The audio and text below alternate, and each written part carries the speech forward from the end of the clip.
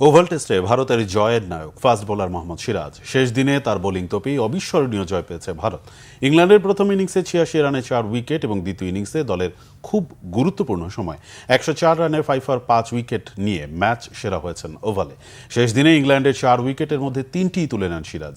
ইংল্যান্ডের হাতের মুঠোয় থাকা ম্যাচটিতে ভারতকে স্মরণীয় জয় উপহার দেন।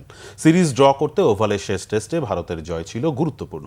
তার উপর গ্রিন টপ উইকেট দেখে টিম ম্যানেজমেন্ট দলের সেরা স্ট্রাইক ফাস্ট বোলার জসপ্রীত বুমরাকে শেষ টেস্টে খেলাতে মরিয়াই ছিল, কিন্তু দলের মেডিকেল টিমের নির্দেশে বুমরাকে শেষ পর্যন্ত বিশ্রাম দিতে হয়েছে কোচ গৌতম গম্ভীরকে। তাতে ওভালে সিমিং উইকেটে মোহাম্মদ সিরাজের ওপর চাপটা অনেক বেশিই ছিল। বুমরা না থাকায় ভারতীয় মিডিয়াও হতাশ ছিল, কিন্তু দলের এই কঠিন সময় মোটেও হতাশ করেননি হায়দ্রাবাদ ও আইপিএলে গুজরাট টাইটান্সের এই ফাস্ট বোলার।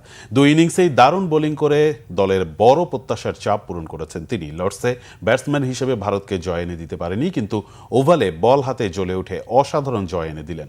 এমন সাফল্যের পর প্রশংসায় ভাসছেন সিরাজ। জো রুট তাকে সত্যিকারের যোদ্ধা এবং অধিনায়ক শুভমান গিল তার ফাস্ট বোলারকে সত্যিকারের চ্যাম্পিয়ন হিসেবে উল্লেখ করেছেন। এর আগে বুমরাকে ছাড়াই এজবাস্টনের টেস্টেও দারুণ বোলিং করে দলকে জিতিয়েছেন।